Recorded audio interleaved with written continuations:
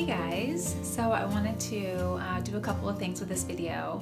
One is to take you through the day that I was diagnosed with breast cancer, and that's for a couple of reasons. One, as I tell you the story, pay attention to my behavior and to what I was thinking as I was kind of going through this process of getting into the doctor. And then second, I would want you to apply what you've learned into your life so that you can make better choices and to avoid what I was doing. I also have a few updates for you as well, which I'll talk about at the end of the video that I'm super excited to share with you.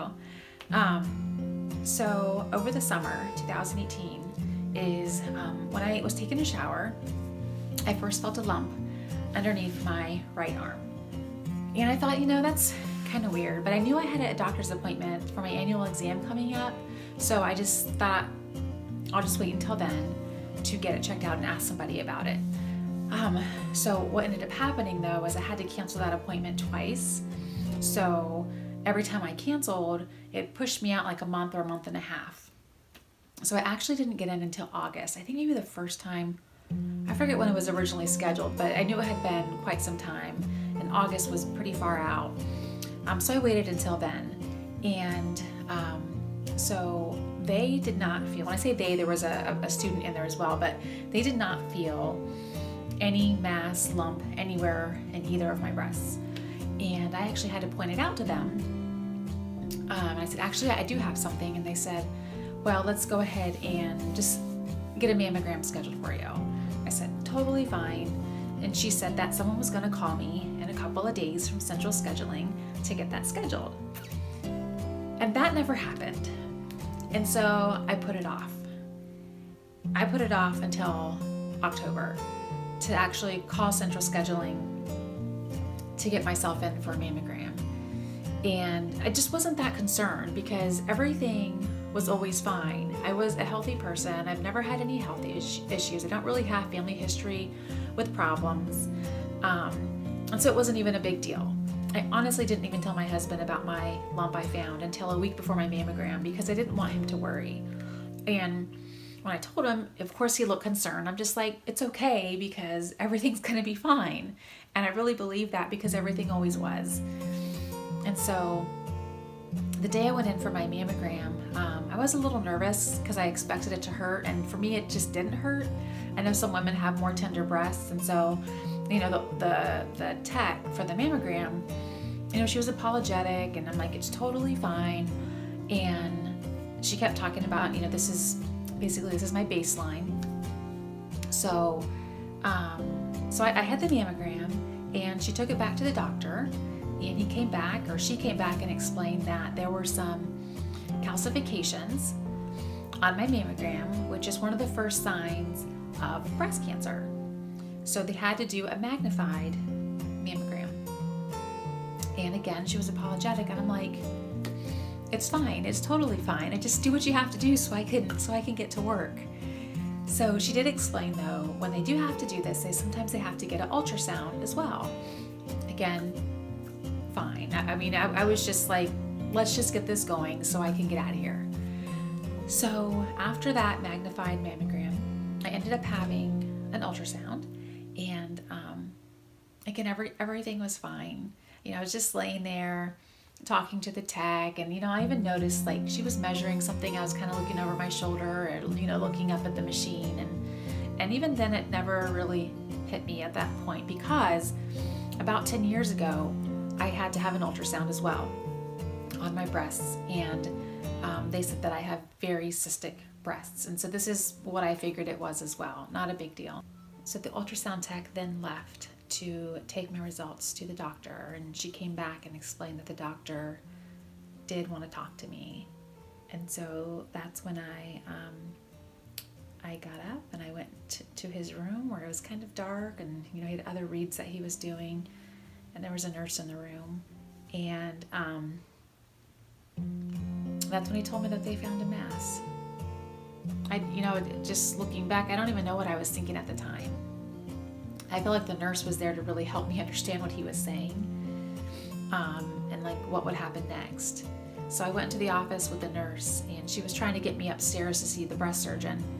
just to talk to her that day so I can go ahead and get a biopsy done. And as the nurse was on the phone trying to get me in, she kept saying, like, she's a BI-RAD5, she's a BI-RAD5.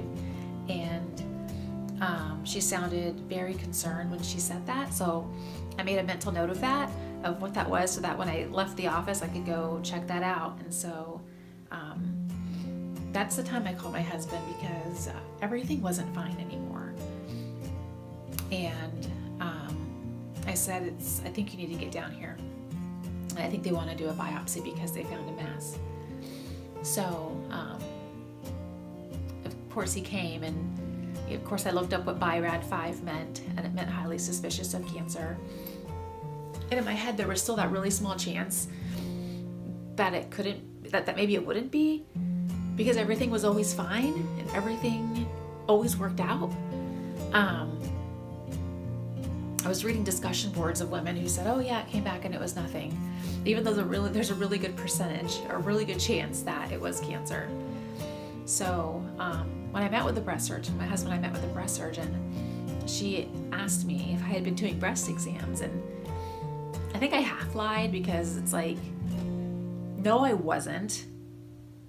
Like, was I actually laying in bed doing a breast exam every month? Was I in the shower feeling around? No, but feeling enough around to where I felt something. So it's kind of like, and I'm so shameful to even say that, but I feel like I didn't want to say no, because I felt so stupid. Like this is this mass, and once she pointed it out, I could feel it. I could feel it. It was there. I just wasn't paying attention, and I put it off, getting myself checked out for so long.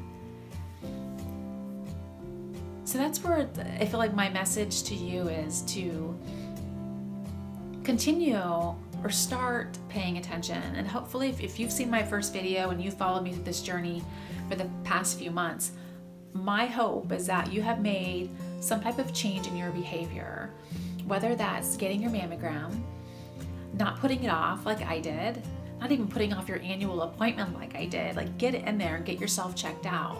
Even if it's, you know, you're supposed to get a colonoscopy, get that colonoscopy scheduled. My husband's over 40 now, and I mentioned to him, like, just get him to the doctor and get a physical, because it's worth it. And I kind of compare this to getting a bill in the mail, and that's something that most of us don't enjoy doing. And imagine if you put it off because you just don't want to have to deal with it. You didn't want to have to pay it. And then it's like putting it off is actually making it worse because it's still there. And my hope is nobody has to go through this. But there are things like where there's going to come a day for most of us where it's not okay. Something is wrong. And I always knew that. Like, I would always tell my husband whenever I came back from the doctor, like, you know, they ask you all these health issues. I would just draw these lines and no. On both columns, like, there was never any health issues. I remember telling him, like, I know one day that will change for both of us, because that's just, you know, we get old, we get sick. I just didn't realize it was going to be that soon. 37. And sometimes it's still hard to, like, realize, like, I have breast cancer and that I'm going through chemotherapy and I'm killing it. Like, I am like, I'm doing it. And it's like, I hope that you can make some changes in your life. And honestly, one of the biggest changes, which I'm so excited to share with you, is the way I eat. And I'd always considered myself fairly healthy. I've always tried to maintain a decent weight, exercise. I was always conscious of at least trying to exercise. But when I, on social media, it can be an amazing place because there's so much information out there. And I was following this Instagram account and they kept using this hashtag, how not to die, and posting pictures of their food. And I'm just like, it kind of rubbed me the wrong way, because here I am, like, really fighting for my life, and to see a hashtag, how not to die, just didn't set well with me, until I realized it was a book that they were referencing. And so once I realized that, I ordered the book right away, and let me tell you, life changing. The information in here is so amazing. so helpful that I have completely gone whole food plant-based. It's almost been 4 weeks. 4 weeks tomorrow. There's even a chapter in here on how not to die from breast cancer. Again, so much good information. I have seen a difference just in my energy level, my attitude. I'm learning there's so many different layers to healing, and it's not just chemotherapy. There's just so much more to it that physicians aren't really telling you about, like eating better and how certain foods can help you fight cancer. So that has been the biggest change. My family has been supportive. My husband has been eating just like I am. My son, of course, it's a little bit harder to do, but we're gonna get there. So super excited about that, and super excited because now I feel like I'm in control. I'm not just sitting here fighting this and hoping I don't get it again. Now I feel empowered to make these positive changes in my life, and I am like fighting. Like I am fighting for my life, and I'm fighting to beat this, and I'm fighting for more time with my family. Like I'm doing this, and I will do whatever it takes. Whatever it takes, even if that means I'm giving up meat the rest of my life and dairy products and cheese, I will do whatever it takes to live a longer life. So other updates, I have been feeling so good. Again, partly, most of it I feel like is like my diet, but also the drugs.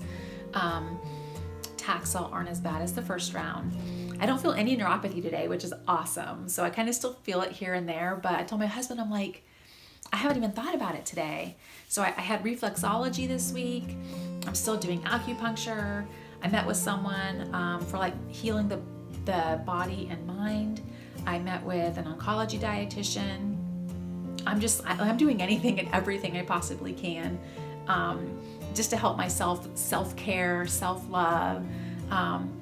What's so cool is that I have little sprouts of hair. There's probably like 5, and they're just like this big, and it is so exciting to see. Like I'm just like, I get so like, oh my gosh, it's trying to grow back, and it's nothing anyone would even notice. I kind of have to point it out to my husband, but I'm just like, I don't even care. I'm so excited. I still have things like nail discoloration, so my nails are a little brown, a little bit on my toenails too. With Taxol, it is like one of the side effects is that your nails can fall off. So it doesn't happen with everyone, but that is a side effect. I've lost almost this whole row of eyelashes, and then yesterday I noticed I had a little gap in this top eyelash, so I am losing those there. My eyebrows, I'm just losing it a little bit in here, and I know in one of my videos I was just kind of bummed about it, but now I honestly, it's fine. It'll grow back. If that's what it takes to keep fighting this cancer and what those drugs are doing, then that's fine. Keep doing it. So it's just interesting to see myself go through these moments as I think about the videos and what I was saying, and that those were feelings of truth. Like that was how I felt, and then it changes and you feel better just as much as, you know, I was super down and depressed on one video, and now I just feel like amazing. So again, I still have my highs and lows, you know, days where I'm doing great and other days where I just get a little down, but I'm really working through that a lot better. So so I've been just rambling on. There's the updates for you. Please make a change in your life. Please change your behavior. Please take care of yourself. Put something on your calendar for reminders for breast exams. I don't want anyone to get to this point at all. Take preventative measures because you are the best advocate for your own health. No one is going to make you do anything, but believe me, there are people that need you in their lives. So make positive steps toward a healthier you. Thanks, guys.